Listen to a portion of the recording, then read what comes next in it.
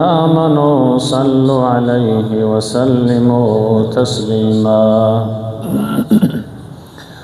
اللهم صل على محمد وعلى آله وأصحابه أجمعين مسلم السری نبی بیگانه شد باز این بیت الحرم بتخانه شد.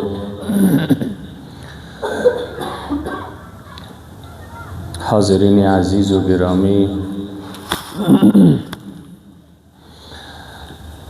و شما دین دوستداران، علما، جوانان با شعور و با همت و با دیانت، مجاهدین و بزرگسالان و اطفال معصوم، بجا هست که از چنین توفیق پروردگاری شکرانی نماییم، شکرگزاری نماییم. هوا هم سرد است، باز هم الله متعال به ما و شما توفیق داد، صحت و سلامتی داد. نهایتا از پروردگارمان سپاس. ببخشید گلینم که مشکل داره.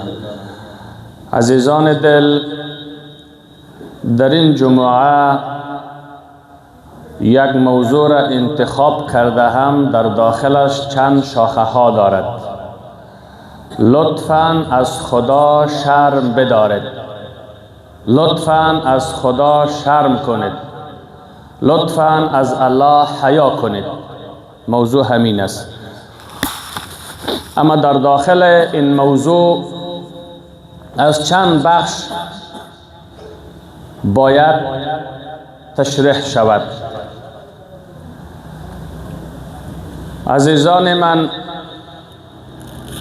لطفاً از خداوند شرم بدارید، لطفاً از الله که بینا و دانا و همه چیز به اون هویدا هست شرم کنید. لطفاً از آن خدایی که از نطفه قطره پلید منی تو را صورتگری کرد، از همون شرم بدارید، معصیت نکنید. حالا می خواهم در بخش حیا با شما لحظه بوده باشم. استحیوا من الله حق الحیا، الحدیث او کما قال علیه السلام. حیا یک کیفیتی است در وجود و در درون انسان. هر کس کم و بیش حیا دارد، چه مسلمان و چه کافر هم اگر بوده باشد، در انظار عامه خود را برهنه نمی کند. حیا یک کیفیت خلقتی پروردگاری در وجود هر فرد هست. حتی اگر فیصدی به حیوانات هم بنگرین، به محضر عامه اگر کس شغل دغل بوده باشد قرابت نمی کند. کم و بیش هر فرد در خود حیا دارد. همین حیا هست که ما و تو را منع می کند به انظار مردم بی حیایی نمی کنیم. هر وقت همچون حیا که پرده اش از زندگی هر انسان دریده شد، اذا فاتک الحیا فافعل ما شئت، حیایت فوت شد، هر آن چیزی که به دست آمد میکنی. باز امروز ما در صفحات مجازی به خاطر عبرت اگر سر بزنین و ببینین، همان دختران و خانمان افغان زمین به خاطر درآمد دنیایشان با کدام لباس و مدلن خود را در صفحات عرض اندام میتن و میکنن، چون حیا فوت شده است. علیهم السلام در صحابه فرمودند، در آن وقت صحابه حضور داشتند. حالا اون حدیث را به عامه اومد، امر فرمودند استحیوا من الله حق الحیا، شما از خدا حیا کنین، از خدا شرم بدارین. از خدا بترسین. آن حق حیای حقیقت حیا از خدا داشته باشین. صحابه گرامی فرمودند که انا نستحی من الله، ما از خدا حیا داریم، از خدا شرم داریم، الحمدلله از الله حیا میکنیم. علیه السلام فرمود منظور من دیگر چیز است. در حیا سه امور را باید در نظر بگیریم. حیا و شرمی که از الله می داشته باشین سه شاخه دارد، سه جنا دارد، سه بعد دارد، سه امر دارد. در حیا کردن الله و سه امر در نظر بگیرین. یک، از گردن بالا آنچه که در سرتان هست همه این را از گناه نگه بدارین. انسان با حیا همان است که از گردن بالا در سرش هر اعضا و هر اندام و هر جزئیاتی هست آن را حفاظت میکند از آن جایی که گناه است. اولین امری انسان با حیا همین است. چشم در سر ما حضور دارد، از گردن بالا کله میگین، سر میگین، هر چی که شما نام میکنین. از گردن به بالا اینجا دهن است. از خدا بترسین، به این دهن دروغ نگین. از خدا حیا کنین، به این دهن کسی را دشنام نزنین. از خدا بشرمین، به این دهن غیبت کس را نکنین. از خدا شرم بدارید، به این دهن سخنچینی به پشت کس نکنین. از خدا بترسین، در این دهن راز کس را، عزت و آبروی کس را فاش نکنین. بهترین انسان به حیا همین است. و گردن بالا در اینجا گوشهای دوگانه وجود دارد. از خدا حیا کنن، بترسین در این گوشها موسیقی را سم ندهین. غنا و موسیقی را به این گوشها نشنوین. به این گوشها غیبت کس را نشنوین. از خدا بترسین. و در گردن به بالا دو دانه چشم زیبا الله برتان داده. دو چشم بینا الله برتان داده. دو چشمی که همه چیزها را میبینی. از الله حیا کنید، با این دو چشمت به زنان اجنبی سیل نبکنید، با چیزهای خراب نبینید. یک. دوم اموری که در حیا مهم است، از الله بشرمین، حیا کنین، در شکمتان چیزی ناروا را فرو نبرین، با شکمتان لقمنان حرام را داخل نکنین. این دو امر مربوط حیا. سوم، مرگ را به یاد بیارین. انسانی با حیا مرگ همیشه به نظر دارد. چرا میگم میمیرم، به محضر الله میروم، چرا بی حیایی کنم؟ لطفاً از الله شرم بدارید. در شکمت چیزهای حرام را داخل نکن. در بطنت چیزی حرام را داخل نکن. مال یتیم را نخور، رشوت نخور، سود نخور، ظلم کده، غصب کده مال مردم را تامه شکمت نگردان. از خدا بترس و از الله حیا بکن. سوم، مرگ را به یاد داشته باش. استحیوا من الله حق الحیا. هر کسی که 100% حیا و شرم از خدا دارد، این سه امر در نظر دارد. با چشم در جای نامحرم استفاده نمی کند، با گوش غیبت نمیشنود، موسیقی نمیشنود، با دهنش پشت کس غیبت نمی کند. یک که یک جز صحبت من از الله حیا داشته باشین. حیا را با شما تعریف کردم. حیا در زندگی انسان به جز برکت دیگه چیز نمیاره. انسانی با حیا با برکت است. اگر شما از آن عده انسانهای بی حیای بی شرم پرسان بکنین که کدام جز زندگیشان برکت دارد، اگرچه هزارها دلار برآمد و درآمد دارند، آنانی که در صفحات بی حیایی دارند، مال با برکت همان است. همین بی حیایا کدامش مسجد ساختن؟ همین رشوت خورا کدامش سرک را ساختن؟ همین حرام خورا کدامش دستاورد دینی دارن؟ چون پولشان برکت ندارن.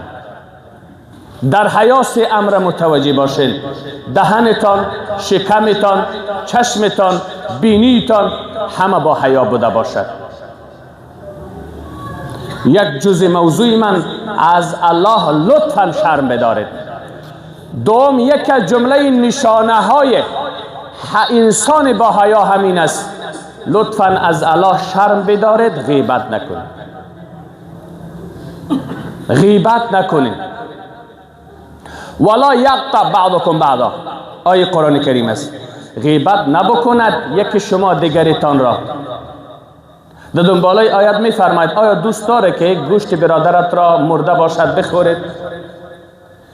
امروز غیبت یک غده و دانه سرطانی است که از منبر ملا شورا تا بزرگا غیبت دارند. از هتل شروع غیبت، مردخانه غیبت، کلاس درس سر درس غیبت، در صنف غیبت، در سنگر غیبت، در مسجد غیبت، در ذکر غیبت، الا ماشاءالله هست نیست. در دکان غیبت. عزیز من، غیبت نکن، از خدا شرم بکن، غیبت کسره نکن. یقینا آیا کسی باور دارد که گوشت برادرش را بخورد؟ برادر تنیت اینجا بمیرد، مرده و لاشش در داخل تابوت بوده باشد و تو دهن را بند کنی، گوشت بداره را با زبان و دهنت با دندانت بکنی و بخوری. یقینا نفرت داریم. و هم برادر تنی ما در آوان جوانی مرده باشد و تو دندانهای تیزت را بند کنی، گوشت برادر بخوری. یقینا غیبت همچون گوشت برادر خوری است. قرآن می فرماید از الله شرم بدارد، غیبت یک دیگر را نکنید. غیبت بدترین و قبیحترین عمل است که اگر انسان انجام میده. اگر یک صوفی و آجی و نمازخوان بگیم لواطت کرد، اوه همچون کار زشت کرد، زنا کرد، چه گو فریاد بلند میشه. اگر بگیم در مجلس غیبت شد، کسی دیش فکرم نمیکنه، ها بیکار بود، قصه کرد دیگه. غیبت تنها میشه قصه ماندن، در حالی که الغیبت اشد من الزنا. از زنا کرده غیبت بدترین گناه است. حاجی امدادالله مهاجری مکی رحمت الله علیه این حدیث یک تشریح میکنه که غیبت کردن یک برادر مسلمان از زنا بالاتر گناه دارد. همانطوری که یک رو بر رشوت و سود به اندازه 30 و چند مرتبه با مادرت در حرم مکه معظم زنا کرده باشه گناه دارد. حاجی امدادالله مکی رحمت الله علیه می فرماید وقتی که انسان خدای نخواست عمل زشت ناروای زنا انجام میده، از غلبه شهوت است. بعد از زنا همون لحظه عاجز میشه، همون لحظه پشیمان میشه، همون لحظه ندامت میکنه، همون لحظه توبه خو میکنه که من همچون کار زشت کردم. اما اگر کسی غیبت کسی را میکند، از کبر غیبت میکند، از خودخواهی غیبت یک کسی را میکند و بعد از غیبت توبه هم نمیکنه. زناکار توبه کرد، الله توبه را میپذیره. الله نمفیس 50% حق الله از زنا میبخشه، اما غیبت کرده که هرگز توبه نمیکنه. الا ماشاء الله پیشی بروی یک برادر استاد چاو بگه من دیروز غیبت کردم، از ساعت یک تگه پیدا شد و او هم عمل بکنه، اینجا صحبت را بشنوه، برو بگه برادر غیبت کردم مرا ببخش. اگر شهیدم شوی الله نمیبخشه تا که از برادر غیبت کردگی معافی نخواهی. بناهن غیبت سخت‌ترین گناه است، زشت‌ترین گناه است. از الله شرم بدارید، غیبت نکنید.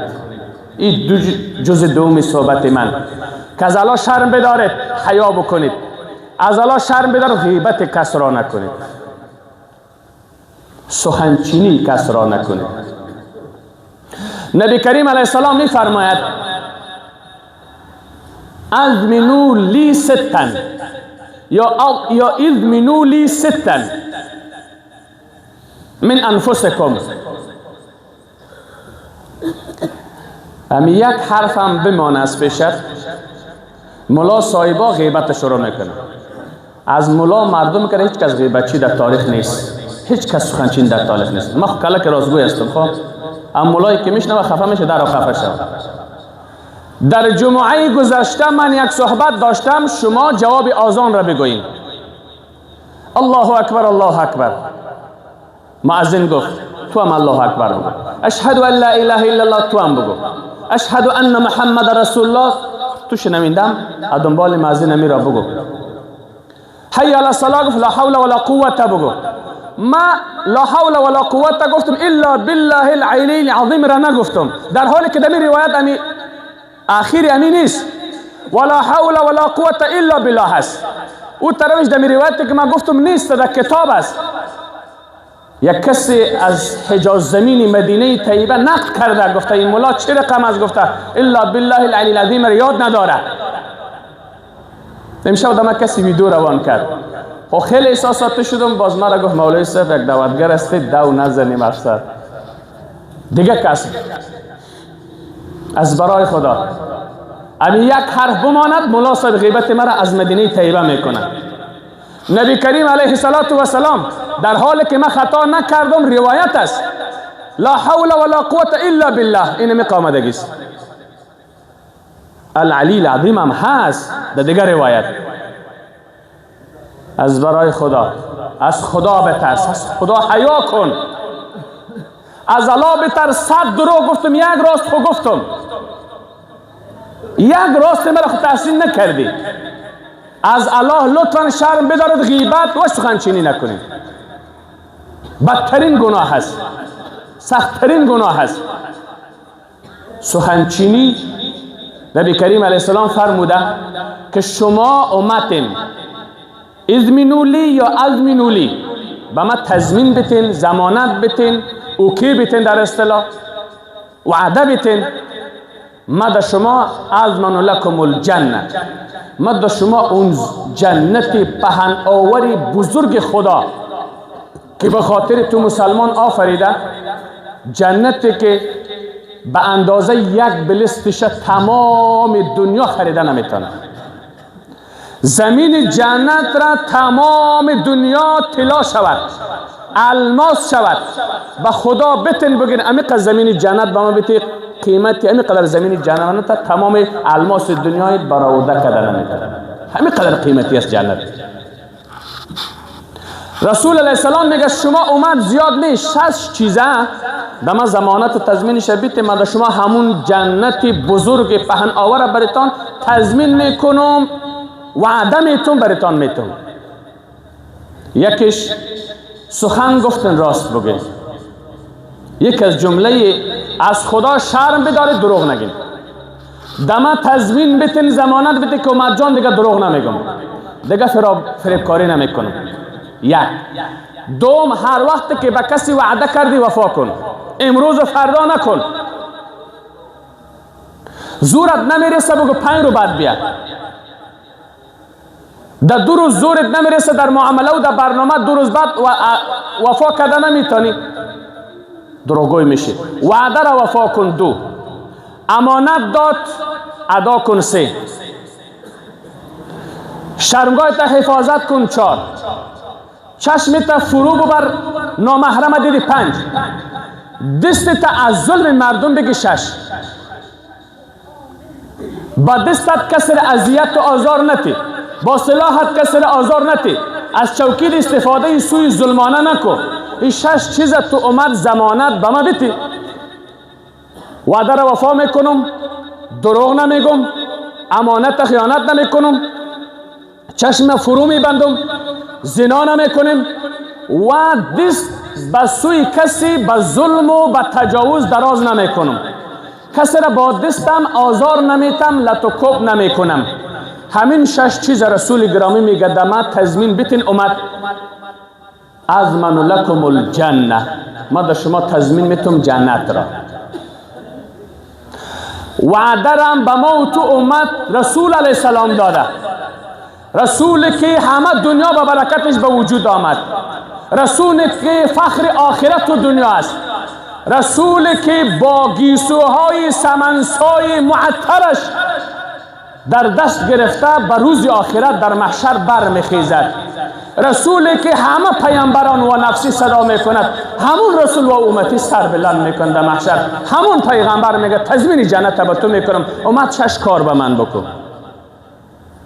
زنا نکن، کسی تجاوز نکن، لط و کوب نکن، چشمت نامحرم دادی فرو بیانداز، امانت کسی را خیانت نکن، راست بگو. همین 6 چیزی که به شما رقموار اشاره کردم، رسول گرامی میگه من تضمین کننده جنت رفتن شمایم. کار سخت نیست، دروغ نگو. چی گپ است؟ عبدالله ابن عامر میفرماید که پیغمبر گرامی علیه السلام یک روز در خانه ما آمد، مهمان شد.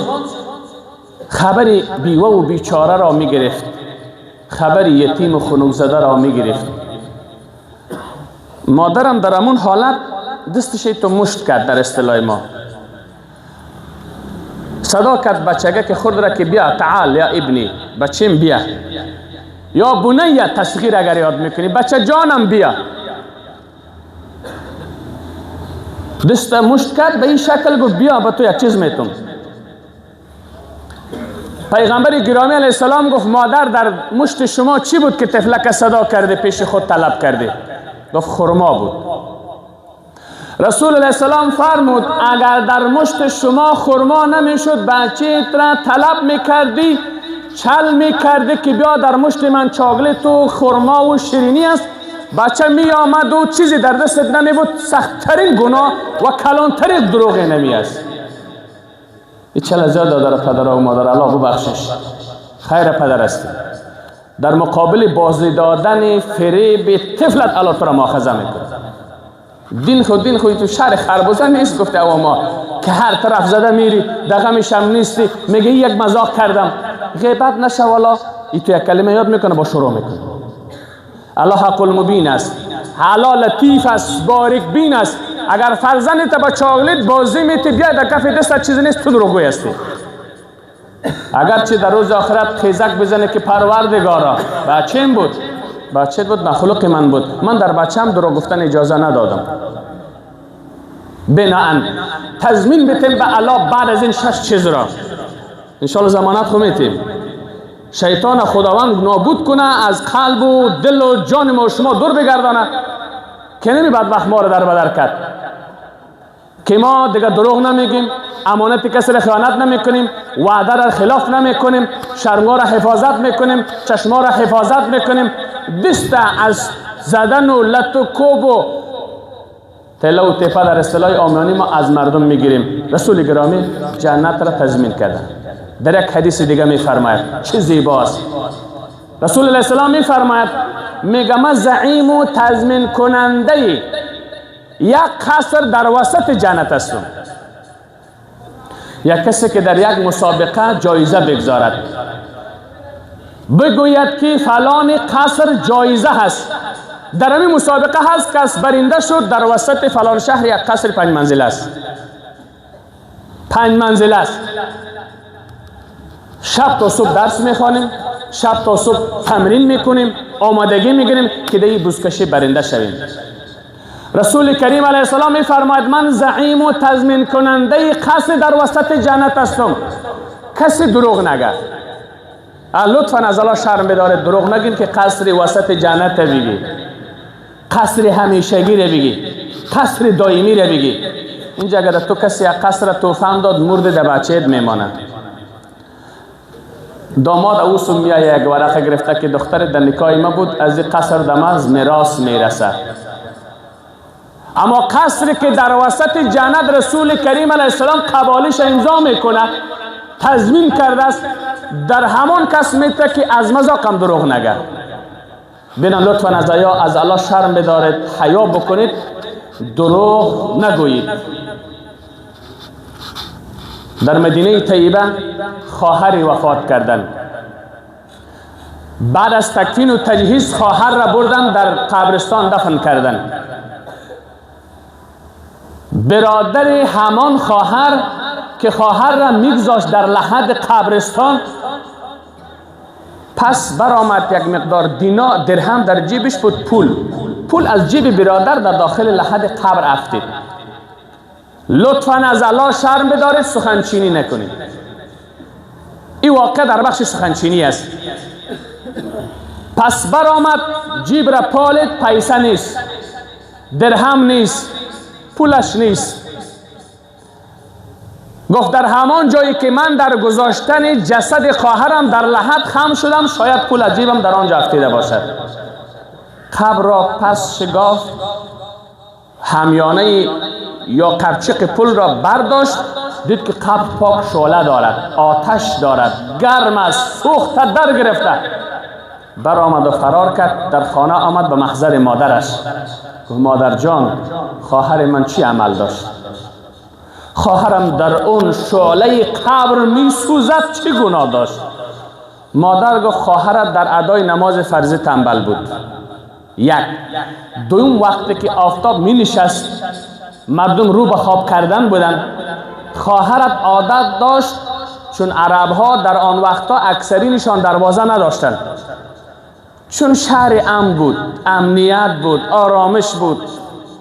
دین ما هیچ وقت ما را دزدی بکو نگفته، ما را غیبت بکو نگفته، ما را کسب بزن نگفته، ما را خیانت کو نگفته، ما را رشوت بخور نگفته، ما را هیچ غدر بکو نگفته. شما نشان بتین.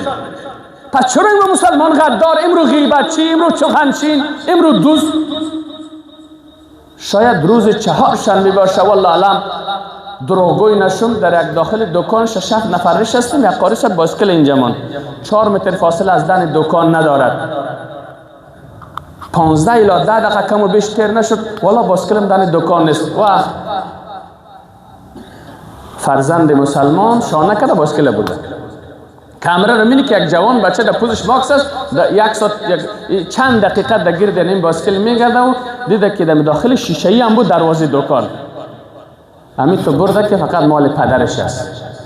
شما نرستین اینجا ساعتتان، انگشترتان، موبایلتان 5 دقیقه اونجا بگذارین، در خانه خدا بگذارین. 5 دقیقه بعد اگر دیدی خنوش جانت، الا ماشاءالله، الا ماشاءالله. در سر جنازه جیب از زده، جنازه رو میفهمید؟ سر جنازه جیب را زده، جیب را در مورد قومش آمده، جیب آجی را میزنه، جیب یک مسلمان میزنه. خیلی چی بگم که این مردم اصلاح شود؟ سیر نمیشی. به هر صورت بزرگوار میگه رفتم مادر را پرسان کردم چی میداشت عمل کرد، از خواهر من چی عمل کردها داشتن؟ گفت بچیم خواهرتان نماز فرضی را درست نمیخوان. یک. دوم، شام که میشد، تاریکی که میشد، پشت دروازه های هر کس میرفت، چون دروازه نداشتن اونا، حولیشان دیوار نداشت، امنیت و آرامش بود. آل صاحب کتاره دکان میده میکنه، برای دزدی میکنه. عسکر و پلیس و مجاهد هم استاد دزدی میکنه. در همان جا 2 دانه پلیس ترافیک هم سلام داره، بایسکل شانه کرده برده در دروازه بلخ جای ازدحام. حیران میمانی. اونم از یک کاری صاحب بود. گفتم خلا عوضش برات بوده. به هر صورت این خواهر شام میشد، به دروازه هر کس میرفت، گپی زیر گوش میکرد، گپی زیر سخنچینی میکرد و بعد از جمع کردن سخنان یک کشه به دیگه شیطانی میکرد. برادر گفت مادر جان، برادری امون خواهر به مادر گفت که قبر دخترت شعله آتش بود. سخنچینی سبب در گرفتن در قبر است. سخنچین قبرش آتش میزند، قبرش علنگه آتش در اصطلاح در میگیره، قیامتش هم ماندگی است. غیبت و سخنچینی نکنید، لطفا از الله شرم بدارید. گفتم از مجلس هتل شروع کو تا مردخانه غیبت است.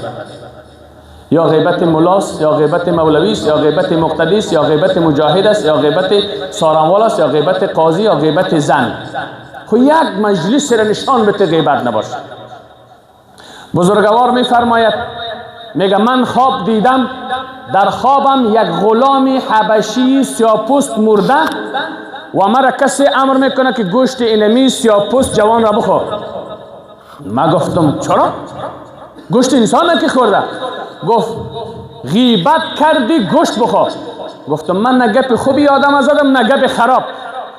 گفت دیروز یا دیشب در مجلس غیبتی از این یاد شد، چرا مانی نشدی مردم را؟